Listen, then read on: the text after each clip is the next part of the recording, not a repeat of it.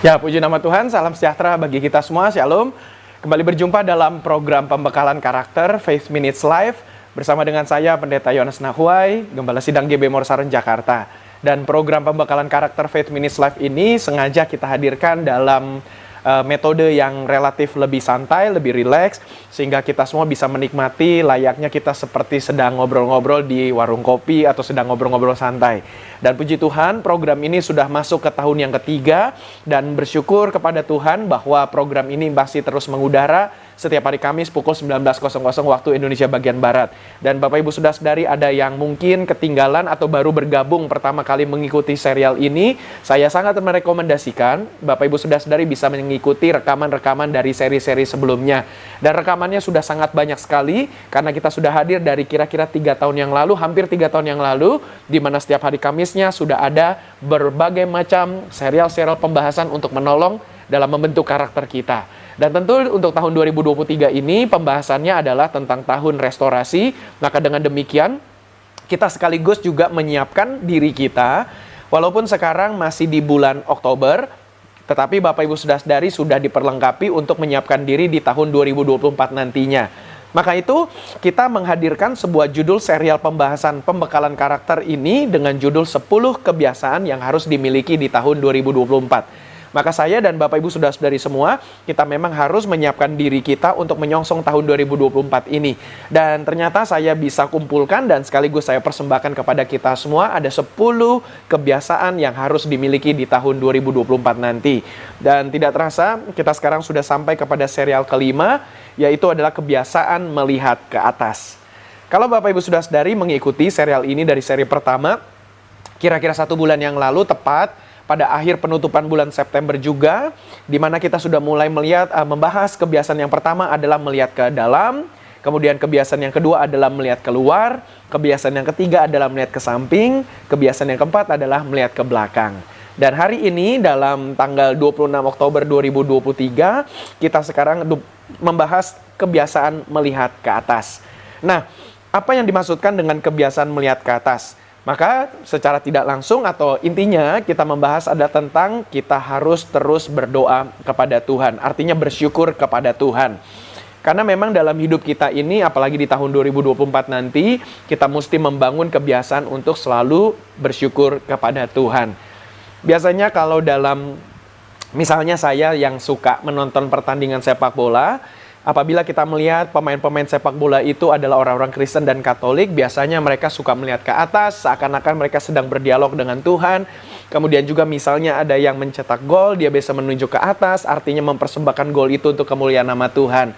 Maka memang secara tidak langsung pun, dalam kehidupan kita sehari-hari, biasanya kalau kita sedang meminta pertolongan Tuhan, tidaklah aneh apabila kita menatap ke atas untuk kita meminta pertolongan Tuhan. Maka dari kebiasaan ini saya ambil menjadi judul serial yang kelima, yaitu kebiasaan yang kelima yang harus kita miliki di tahun 2024 adalah melihat ke atas. Artinya bersyukur kepada Tuhan. Nah, ada 3 alasan Bapak Ibu Saudara-saudari kenapa kita harus memiliki kebiasaan melihat ke atas. Karena alasan yang pertama, kebiasaan melihat ke atas adalah untuk berdoa kepada Tuhan. Memang kita sebagai orang Kristen, sebagai orang percaya, sebagai anak-anak Tuhan, kita mesti berdoa kepada Tuhan untuk meminta restu dari Tuhan. Apapun yang kita lakukan ini perlu kita meminta pertolongan dari Tuhan. Seorang pernah bertanya kepada saya, Pak Pendeta, Pak Gembala, apakah saya ini harus memulai segala sesuatu, apapun itu harus didahului dengan doa terlebih dahulu? Maka saya bisa berkata jawabannya adalah ya, dan jawabannya adalah tidak. Ya itu adalah bahwa memang kita tidak masalah dan tidak salah juga untuk selalu berdoa. Misalnya kita mau bangun tidur, sesudah bangun kita mau beraktivitas, kita berdoa terlebih dahulu. Kemudian ketika kita masuk ke kamar mandi, mau mandi kita berdoa dulu. Kemudian lebih detail lagi kita mau sikat gigi, kita berdoa dulu. Kemudian kita mau mengeringkan badan kita sesudah mandi, kita mau doa dulu, dan seterusnya. Artinya memang terlalu banyak poin-poin yang harus kita doakan ketika kita mau melakukan segala sesuatu. Nggak masalah juga untuk kita bisa melakukan seperti itu karena Tuhan yang kita sembah adalah Tuhan yang senang berkomunikasi dengan kita.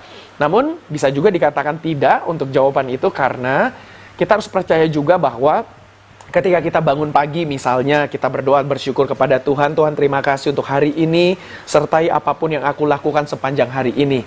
Maka doa kalimat tadi sudah merangkum semua perbuatan-perbuatan kita, mulai dari perbuatan yang besar sampai kepada hal-hal yang kecil. Nah, tetapi tidak masalah juga memang di lain pihak kita mau doa untuk segala sesuatu, tidak masalah. Setidaknya saya sebagai seorang Kristen, sebagai seorang anak Tuhan, dan juga sebagai seorang pendeta, memang saya tidak mendoakan semua yang akan saya lakukan, karena belum tentu juga saya bisa mengingatnya. Tetapi ketika ada hal-hal yang memang terasa penting, terasa saya memerlukan pertolongan Tuhan, maka disitulah saya pasti otomatis akan teringat dengan Tuhan. Otomatis melihat ke atas dan berkata, Tuhan, aku mau minta pertolongan Tuhan untuk hal ini, karena aku mau mulai rapat, dan Tuhan urapi aku supaya aku bisa memimpin rapat ini dengan baik. Nah, itu adalah kita doa, walaupun doa dalam hati, doa dalam pribadi kita, walaupun juga tidak dengan lipat tangan, kita pejamkan mata, tetapi ternyata hanya dengan saya tetap menatap orang-orang peserta rapat itu, sambil saya berdialog kepada Tuhan. Jadi dengan kata lain, ketika kita melihat ke atas, tidak selalu harus kita menutup mata, kita mengambil posisi berdoa seperti layaknya berdoa secara private, tapi kita juga bisa langsung berkomunikasi dengan Tuhan Allah. Nah, jadi inilah kebiasaan yang pertama, kita memang mesti melihat ke atas karena untuk berdoa kepada Tuhan. Yang kedua, kebiasaan melihat ke atas adalah untuk berharap kepada Tuhan. Bukan hanya berdoa saja, karena berdoa itu adalah meminta pertolongan sebelum kita melakukan segala sesuatu. Nah, kemudian kita juga mesti berharap kepada Tuhan. Artinya selalu ingat Tuhan, selalu lihat ke atas, karena kita berharap kepada Tuhan. Jadi, berdoa kepada Tuhan untuk meminta pertolongannya. Nah, itu kita perlu, makanya perlu melihat ke atas, karena kita perlu pertolongan Tuhan. Pengalaman baik di masa lalu itu juga memang harus kita, seperti pembahasan minggu lalu, kita juga mesti mengingatnya, dan ini kita memerlukan pertolongan Tuhan. Supaya apa yang kita dapatkan di masa lalu ini bisa kita pergunakan di masa sekarang, dan itu harus kita libatkan Tuhan. Karena Tuhan yang akan memberikan hikmat kepada kita, sehingga kita bisa memaknai berbagai macam keadaan di masa lalu kita itu, baik hal-hal yang baik maupun hal-hal yang tidak baik, supaya ini menjadi sebuah hikmat pengalaman untuk kita jalani hidup kita di hari ini. Makanya kita memang perlu, kita juga bisa melihat ke atas untuk berharap kepada Tuhan. Bukan hanya berdoa saja, tapi terus-menerus berharap kepada Tuhan. Kemudian saya juga yakin berdoa juga ini kepada Tuhan melihat ke atas adalah karena kita perlu bukan hanya pertolongan Tuhan saja, tetapi juga bimbingan. Karena kalau pertolongan itu boleh dikatakan, seperti contoh seorang bapak seperti saya memang harus membiasakan anak-anak saya melakukan berbagai macam aktivitas sendirian, artinya secara mandiri. Memang kita orang tua, kedepannya kita melatih anak-anak kita untuk bebas dari kita, untuk menjadi orang-orang mandiri. Seperti orang tua saya juga mendidik saya untuk saya kelak bisa mandiri. Makanya sekarang saya sudah berkeluarga, mempunyai keluarga sendiri, saya mandiri. Artinya secara tidak langsung saya tidak perlu lagi pertolongan dan bantuan dari orang tua saya. Apalagi kalau orang tua kita sudah meninggal dunia, kita sudah sebatang kara, yatim dan piatu, tidak ada lagi yang bisa membimbing dan menolong kita, maka ini menjadi gambaran bahwa kita memang harus bisa mandiri.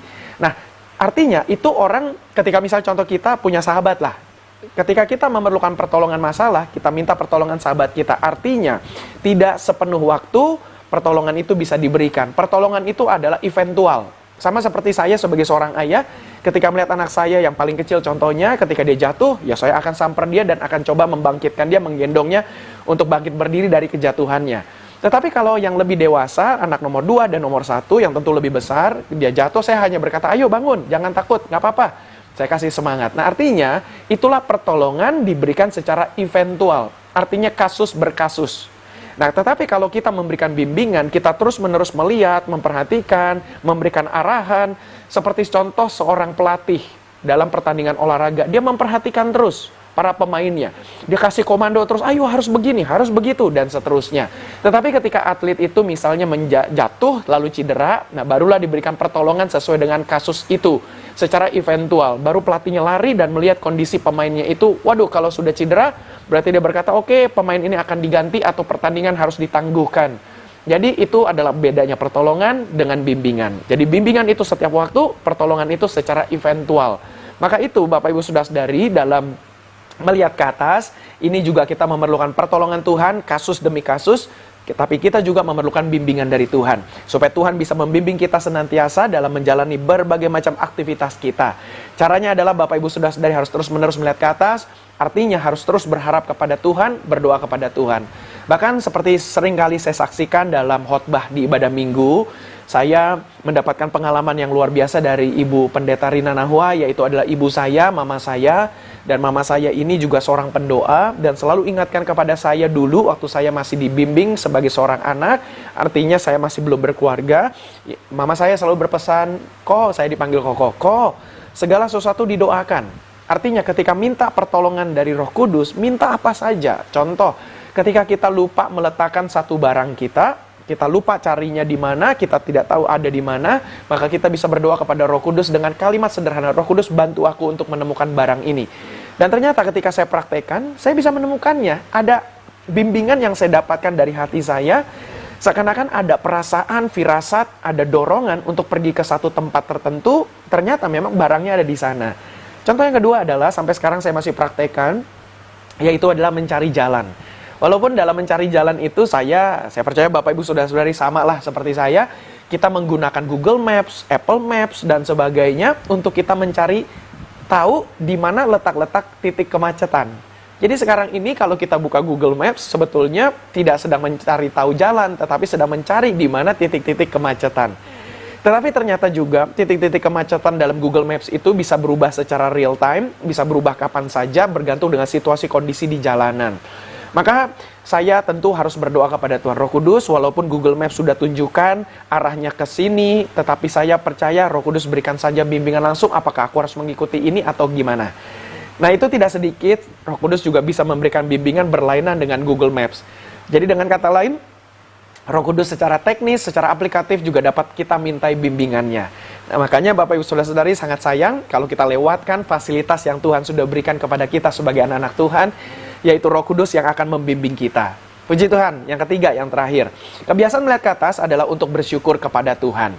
Bukan hanya sekedar untuk kita berharap, tetapi juga bersyukur kepada Tuhan.